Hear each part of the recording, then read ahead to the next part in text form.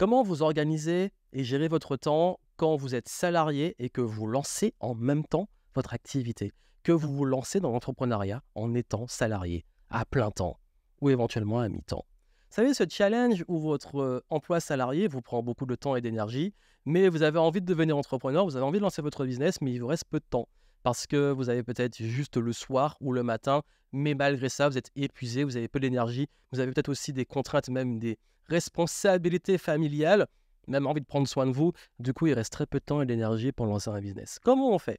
C'est l'une des questions qui m'est le plus souvent posée et je vais y répondre ici.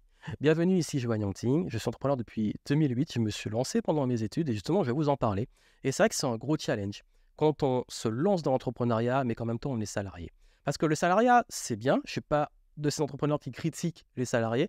Ça assure une sécurité, des revenus qui rentrent. Et au moins, quand on lance son business, on a quand même cette sécurité qui évite de se mettre une pression le temps que le business puisse tourner. Mais c'est aussi la contrainte du double statut, c'est que pendant ce temps-là, justement, on doit jongler entre les deux et il faut prendre des décisions, il faut savoir s'organiser pour gérer la charge des deux. J'ai une bonne nouvelle, c'est qu'on peut y parvenir. J'ai beaucoup des membres de mon programme Game Entrepreneur dans lequel on aide, on l'accompagne pour se lancer dans le business, qui sont salariés et qui étaient salariés et qui font la transition. Et justement, je sais que c'est depuis tant d'années qu'on l'accompagne des personnes, c'est un vrai challenge sur lequel on a pas mal de conseils. Donc vous en aurez ici, mais également si ça vous intéresse qu'on vous aide et qu'on vous accompagne pour vous lancer, vous avez les infos en dessous et on sera ravis de vous aider et vous renseigner si vous voulez devenir entrepreneur. D'ailleurs, vous avez pas mal de témoignages et études de cas de personnes qui se sont lancées et qui étaient aussi salariées. Il y a également une contrainte qui peut arriver aussi, c'est que parfois on peut simplement pas, on n'a pas le droit d'avoir justement un statut d'entrepreneur quand on est salarié pour différentes raisons, soit votre entreprise qui vous l'interdit, soit pour des raisons de statut, bref, on va dire juridique et social. Mais quand c'est le cas, quand ça arrive, ça ne veut pas dire que vous ne pouvez pas commencer votre projet. Je ne parle pas d'avoir des ventes directes, mais vous pouvez quand même commencer votre projet dans le sens, commencer au moins à poser les bases, à faire quelques études de marché, à faire les choses pour qu'au moins quand vous vous lancez, il y ait des ventes le plus vite possible. Je vais vous le dire pourquoi, parce que c'est ultra important. Il ne faut pas attendre et se dire quand j'aurai fini mon contrat de travail, je me lance, ou alors se dire j'espère qu'un jour je vais en vivre pour pouvoir me lancer. Parce que dans les deux cas, c'est extrêmement compliqué. Soit vous allez justement vous lancer un peu plus tard et ça va prendre plus de temps avec le chômage qui tombe éventuellement, mais ça prendra plus de temps alors qu'on a pu gagner du temps pendant que vous êtes salarié. Mais il y a également, et ça c'est vraiment un grand classique, ce truc de ça finit jamais. Parce qu'on attend que le business tourne, mais finalement ça prend beaucoup trop de temps et puis on a en même temps le petit confort du salariat et on n'arrive pas à se lancer. Je veux vous éviter cette erreur et je veux vous aider justement à réussir à faire cette transition de la meilleure façon possible et surtout le plus vite possible. C'est ultra important.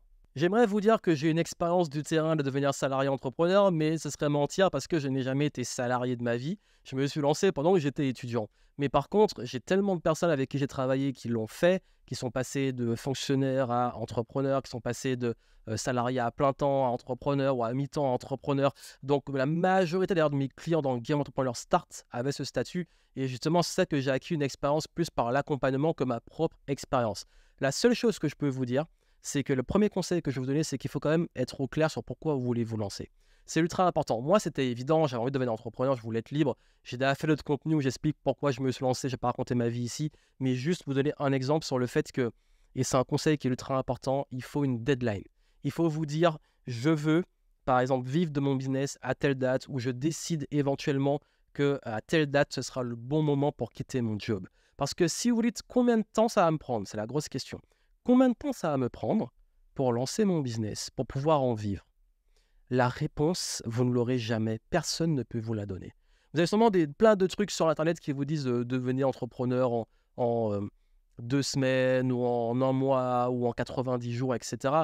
Même Cap Entrepreneur Start, je vous dis, on se lance en 90 jours. Mais là, ce n'est pas une promesse dans le sens, dans 90 jours, c'est sûr que vous avez un business. C'est de faire en sorte de pouvoir en mettre en place le maximum pour que vous l'ayez. Mais parfois, ça va dans ce temps-là, parfois ça prend plus de temps. Mais c'est dur parce qu'il y a des personnes, parfois c'est plus long, mais au moins ils ont tout. Et puis après, c'est une question d'organisation ou de date, etc. Parfois d'autres, c'est qu'ils doivent prendre plus de temps pour changer le projet, pour l'affiner.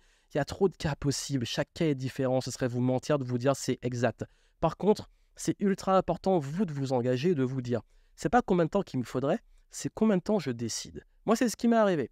Quand j'ai fini mes études, et que j'ai commencé à être à plein temps, j'étais content d'avoir déjà préparé une audience, un projet et tout pendant mes études. Ça m'a fait gagner beaucoup de temps. J'avais déjà toutes les bases qui étaient en place quand je me suis lancé.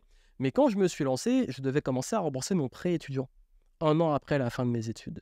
Donc j'avais 12 mois pour en vivre. Parce qu'après, il y avait des mensualités du prêt qui étaient assez énormes. Et en plus, bah, il y a tout l'entourage qui dit, bon, t'as fait un prêt pour tes études, t'as un bac+5, tu te lances dans le business, c'est bien beau. En plus, on était en pleine crise après 2008. Donc, quand on a tout ça et qu'on se dit, bon, en 1 an, il faut que je montre que je peux en vivre, même pour moi, il faut que j'en vive, bah, c'est un vrai challenge.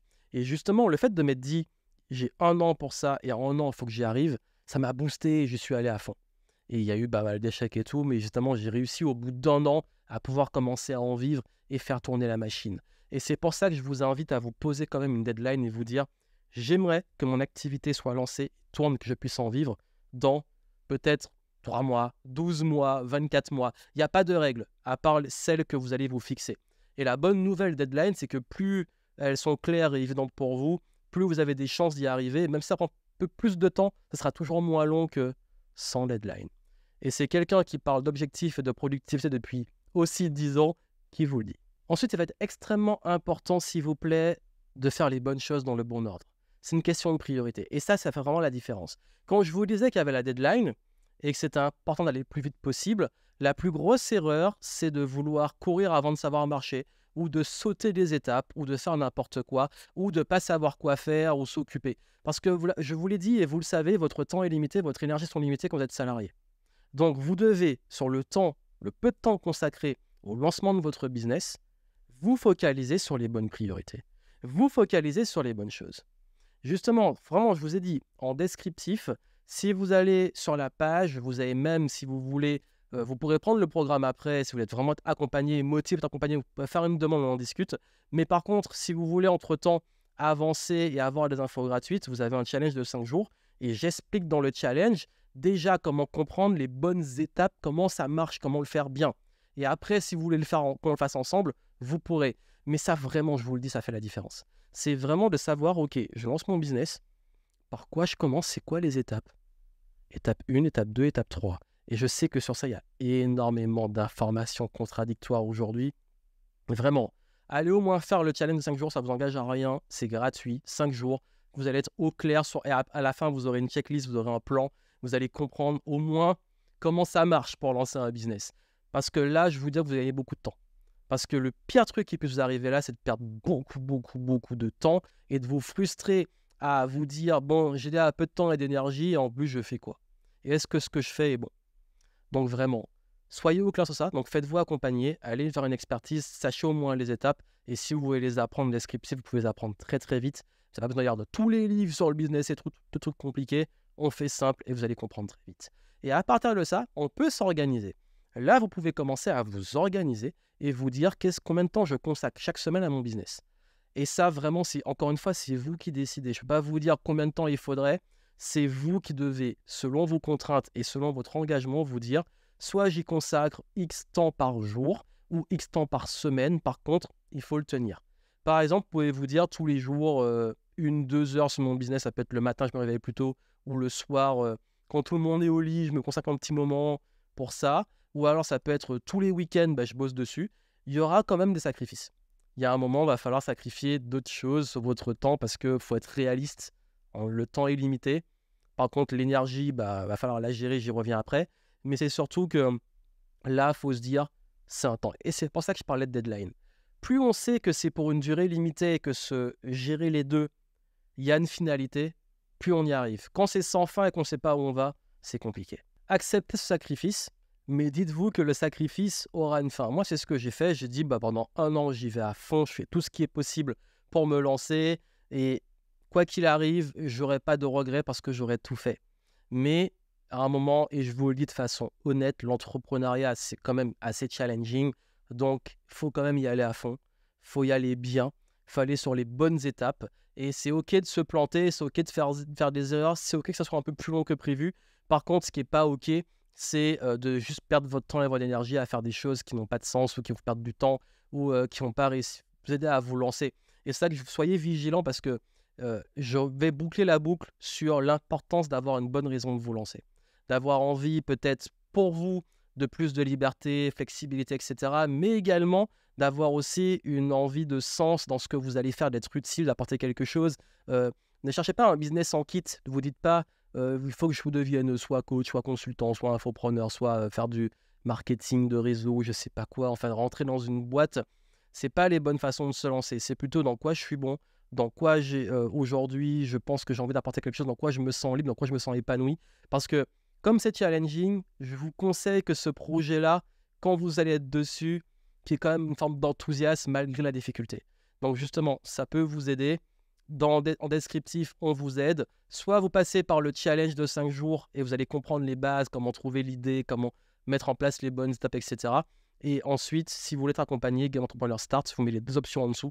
On vous accompagne, on vous aide. Si vous voulez avoir un échange par rapport à votre projet, où vous en êtes, votre situation, on vous aide. Et comme je l'ai dit, on aide autant les personnes qui sont là, qui se lancent parce qu'ils ont tout le temps pour se lancer, ou des gens qui aujourd'hui sont salariés et qui veulent se lancer. Donc on le prend en compte dans l'organisation.